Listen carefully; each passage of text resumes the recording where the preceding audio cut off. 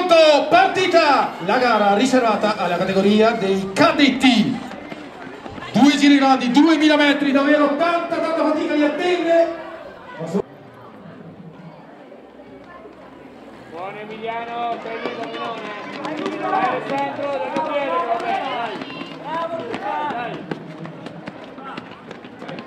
Dai Edoardo, forza. Dai Andrea, forza. Vai Nico.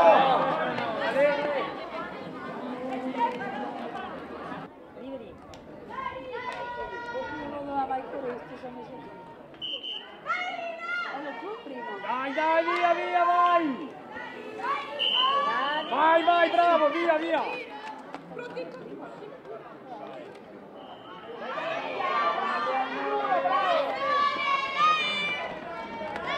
Dai, via così, dai!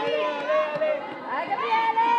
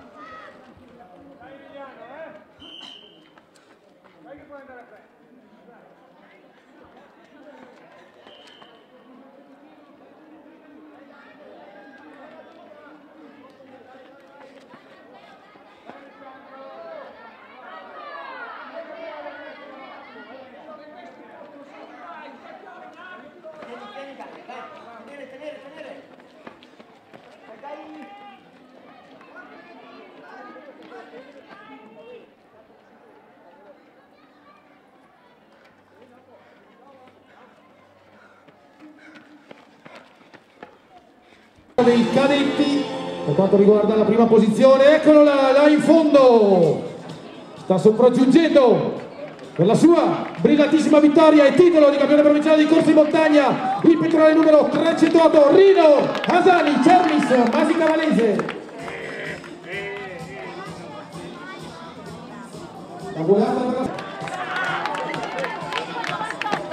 E lasciamo ai giudici l'arduo compito di stabilire chi sarà secondo e chi sarà terzo, visto l'arrivo praticamente appaiato.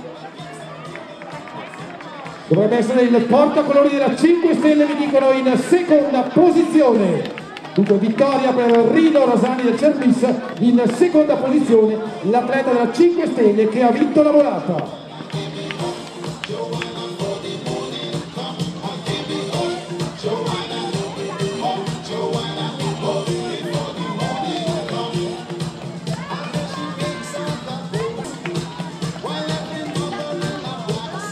Arrivano gli atleti delle posizioni di rincalzo, atleti comunque classificati nelle prime 10 posizioni, quelli della volta l'atleta per pettorale numero 300, Gabriele Nicoletti, l'atleta dell'Unione Sportiva La Rocchetta di Ospedaletto. Ora arriva anche Edoardo Fumanelli dello Junior Sportavio. Arriva ancora 154 Edoardo Rossi, poi il compagno di squadra Andrea Marchese.